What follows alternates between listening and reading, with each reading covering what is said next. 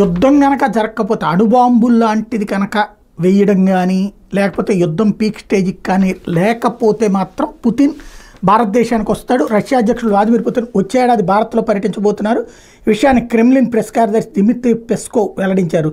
ఇరు దేశాల నేతలు ప్రతి ఏటా రష్యా భారత్లో పర్యటించే క్రమంలో భాగంగా ఈ పర్యటన ఉండబోతోంది. పుతిన్ పర్యటనకు సంబంధించిన తేదీలు ఇంకా ఖరారు కాలేదని, వీటి మీద ఇరు దేశాల మధ్య సంప్రదింపులు జరుగుతున్నాయని ప్రకటించారు. జూలైలో మాస్కో సందర్శనకు వెళ్లిన సందర్భంగా ప్రధాని మోడీ రష్యా అధ్యక్షుడు పుతిన్ని భారత్లో పర్యటించాల్సిందిగా కోరారు. రష్యాలోని కజన్లో ఇటీవల జరిగిన 16వ బ్రిక్స్ శిఖరాగ్ర సదస్సులో పాల్గొన్న మోడీ పుతిన్తో భేటీ అయ్యారు. ఆ సందర్భంగా ఆయనతో ద్వైపాక్షిక చర్చలు కూడా జరిపారు. రష్యా ఉక్రెయిన్ యుద్ధం మీద మరింత ఆందోళన, అంతర్జాతీయ అస్థిరతలు నెలకొంటున్న వేళ భారత్లో పుతిన్ పర్యటన వార్తల ప్రాధాన్యత అందుకుంది. ఇక్కడ ఏంటంటే ఒకటి, రష్యా ఉక్రెయిన్ యుద్ధం ఇప్పుడు ముగిసిపోతే ఓకే, ముగియకపోతే ఆ భారతదేశానికి పుతిన్ వచ్చే సందర్భంలో చర్చలు, శాంతి చర్చలు ఎండింగ్ దశకు ఉండొచ్చును. లేదా ఈలోపు అణుబాంబు వేయడం లాంటిది ఏదైనా చేస్తే అది పెను యుద్ధానికి దారితీస్తే అప్పుడైనా శాంతి చర్చలు ఇండియాలో ఉంటాయి. గతంలో కూడా ఇండియాకి రావాల్సి ఉంటే చివరి నిమిషంలో క్యాన్సిల్ అయిన సందర్భం కూడా ఉంది.